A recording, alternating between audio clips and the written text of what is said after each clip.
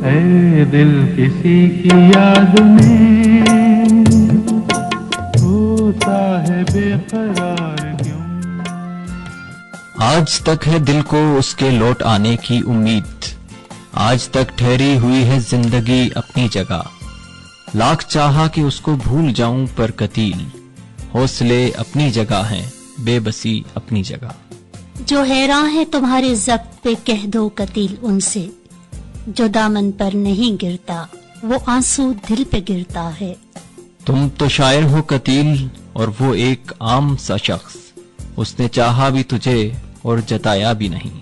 شاعری سچ بولتی ہے، لاکھ پردوں میں رہوں بھید میرے کھولتی ہے، شاعری سچ بولتی ہے۔ میں نے دیکھا ہے کہ جب میری زبان ڈولتی ہے، شاعری سچ بولتی ہے۔ یہ تخیل ہے شاعری کو سچ اور سچ کو شاعری کے البیلے روپ میں پیش کرنے والے نامور شاعر قتیل شفائی کا۔ قتیل شفائی کا اصل نام اورنگزیب خان تھا۔ آپ 24 دسمبر 1919 کو ہری پور میں پیدا ہوئے۔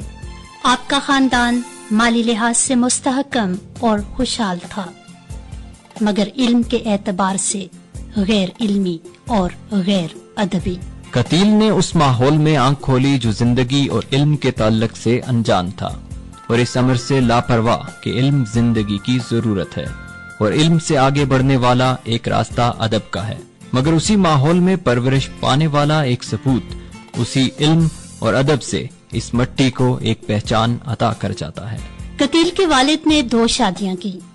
پہلی بیوی سے کافی عرصے تک کوئی اولاد نہ ہوئی تو خاندان کے مشورے اور دباؤ سے مجبوراً دوسری شادی کرنا پڑی۔ دوسری بیوی کو اللہ نے اولاد نرینہ عطا کی، جسے والدین نے اورنگزیب کا نام دیا، اور دنیا اسے قتیل شفائی کے نام سے جانتی ہے۔ قتیل کے والد کا حلقہ احباب وسیع تھا۔ برصغیر پاک و ہند کے امراء و رؤساء سے ان کے دیرینہ تعلقات تھے۔ ان کے والد کا کاروبار نہایت منافع بخش تھا۔ قتیل کی پرورش اس امیرانہ ماحول میں بڑے ناز و نہم سے ہوئی۔ قتیل کو گورنمنٹ ہائی اسکول ہری پور میں داخل کرا دیا گیا۔ ابتدائی تعلیم کے دوران ہی ان کا ادبی ذوق نمو پانے لگا۔